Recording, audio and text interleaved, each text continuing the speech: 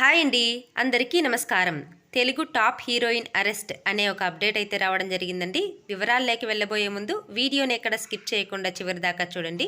అప్పుడే పూర్తి ఇన్ఫర్మేషన్ తెలుసుకోగలరు. అలాగే ఫస్ట్ టైం మన ఛానల్ని చూస్తున్నట్లయితే ప్లీజ్ సబ్స్క్రైబ్ చేసుకోండి.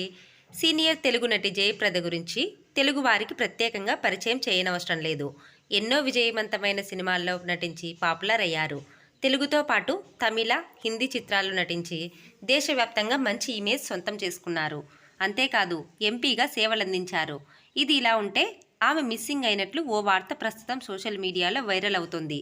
దీంతో ఆమె కోసం యూపీ పోలీసులు గాలిస్తున్నారని తెలుస్తోంది. 2019 ఎన్నికల ప్రవర్తన నియమావళి ఉల్లంఘన కేసులో ఆమె నిందితురాలుగా ఉన్నారు.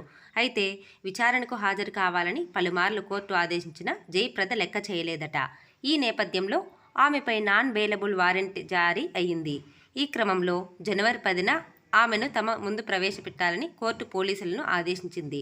ఈ క్రమంలో ఆమె కనిపించకపోవడంతో రాంపూర్ పోలీసులు ఆమెను వెతికే పనిలో పడ్డారని తెలుస్తుంది. ఇక జయప్రద సినిమాల విషయానికొస్తే ఆమె తన అందచందాలతో తెలుగు సినీ ప్రేక్షకులకు కొన్ని సంవత్సరాలు అలరించారు.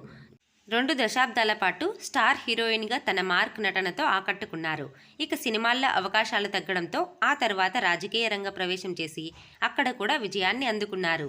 ఇలాంటి మరిన్ని న్యూస్ అప్డేట్స్ కోసం వీడియోని లైక్ చేసి షేర్ చేయండి. అలాగే ఛానల్ని సబ్స్క్రైబ్ చేయండి. Thanks for watching friends.